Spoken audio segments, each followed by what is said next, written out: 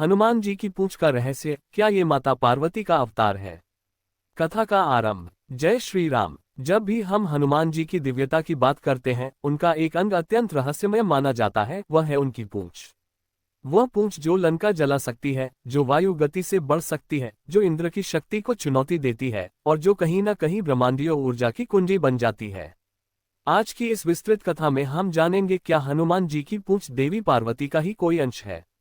और यदि हाँ, तो क्यों, कैसे और कहां से यह सिद्ध होता है? हनुमान जी का अवतार और पूंछ की उत्पत्ति। हनुमान का जन्म शिव और वायु तत्व का मेल। वाल्मीकि रामायण, स्कंद पुराण और वायु पुराण के अनुसार हनुमान जी भगवान शिव के 11वें रुद्र रूप माने गए हैं। भगवान शिव ने माता पार्वती से कहा था, हे गौरी, जब श्रीहरि विष्णु श्रीराम रूप में अवतरित होंगे तब मैं भी उनके परम भक्त रूप में अवतार लूंगा। यहाँ एक अद्भुत बात है, शिव तो अवतरित हुए हनुमान जी के रूप में, पर माता पार्वती नहीं गईं। तब क्या उनकी कोई शक्ति उनके साथ गई?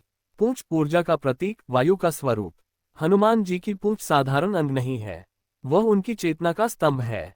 वाल्मीकि रामायण में वर्णन आता है कि जब हनुमान जी ने समुद्र लांघा, तब उन्होंने अपने शरीर को वायु के समकक्ष विस्तार दिया। उनकी पूंछ एक विशेष कवचीय अंग बन जाती है। यह न केवल शस्त्रों से रक्षित थी, बल्कि दिव्य तेज से चमकती थी। माता पार्वती और पूंछ का रहस्य क्या संबंध है? शिव पार्वती संवाद, शिव पुराण से संदर्भ। शिव महापुराण कोटिरुद्र संहिता अध्याय 34 में एक रहस्यमयी प्रसंग मिलता है।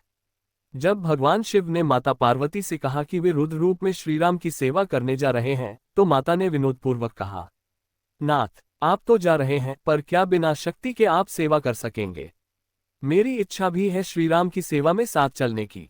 तब भगवान शिव मुस्कुराकर बोले, देवी, तुम्हारी इच्छा सत्य होगी। तुम मेरे साथ अदृश्य रूप में रहोगी, मेरी शक्ति बनकर। जब मैं पूंछ के माध्यम से प्रकट होऊंगा, वहीं तुम ऊर्जा रूप में विद्यमान रहोगी। ये प्रसंग स्पष्ट करता है कि हनुमान जी की पूंछ में पार्वती जी की दिव्य शक्ति सक्रिय थी। पार्वती जी का आंशिक अवतार, पूंछ के माध्यम से सेवा। कुछ तंत्र ग्रंथों में, जैसे कि रुद्रयामल तंत्र में उल्लेख है कि जब किसी देवता की शक्ति उनके अंग विशेष में समाहित होती है, वह स्थान देवान बन जाता है। हनुमान जी की पूंछ को शक्तिवाहक अंग कहा गया है। सारांशतः माता पार्वती, जो स्वयं शक्ति हैं, वे हनुमान जी की पूंछ के रूप में उपस्थित रहीं, ताकि सेवा में साथ रहें। पूंछ के रूप में ऊर्जा, रक्षा और तेज बन सकें। लंका दहन जैसे कर्म में ब्रह्मतेज दिखा सकें। पूंछ का लंका दहन एक दिव्य न्याय। पूंछ में लगी आग कैसे नहीं जली? लंका में रावण ने हनुमान जी की पूंछ में कपड़ा लपेटकर तेल डलवाया और आग लगवाए, परंतु पूंछ जली नहीं। क्यों? स्कंद पुराण कहता है, हनुमानस्य पृष्ठभागे शक्ति पार्वती स्थिता, अग्निर्न शक्नोति स्पृष्टुम ता मातर्सनात्नीम। भावार्थ, हनुमान जी की पूंछ में माता पार्वती की शक्ति विराजमान थी। अग्नि भी उन्हें नहीं छू सकती। लंका दहन, पूंछ और शक्ति का प्रकट रूप। लंका दहन कोई साधारण घटना नहीं थी, ये साक्षात शक्ति का रूपांतरण था। जब हनुमान जी ने लंका को जलाया, वह केवल युद्ध नहीं था, वह शक्ति की प्रकटता थी, जैसे देवी दुर्गा राक्षसों का संहार करती हैं। यहाँ हनुमान जी की पूंछ बनी थी पार्वती की शक्ति का अस्त्र।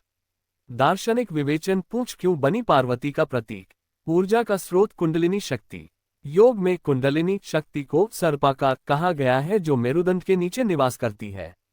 पूंछ उसी स्थान की प्रतिनिधि है। हनुमान जी की पूंछ कुंडलिनी जागरण का प्रतीक थी। पार्वती जी स्वयं शक्ति हैं और योग शास्त्र में कुंडलिनी भी उन्हीं का प्रतीक है।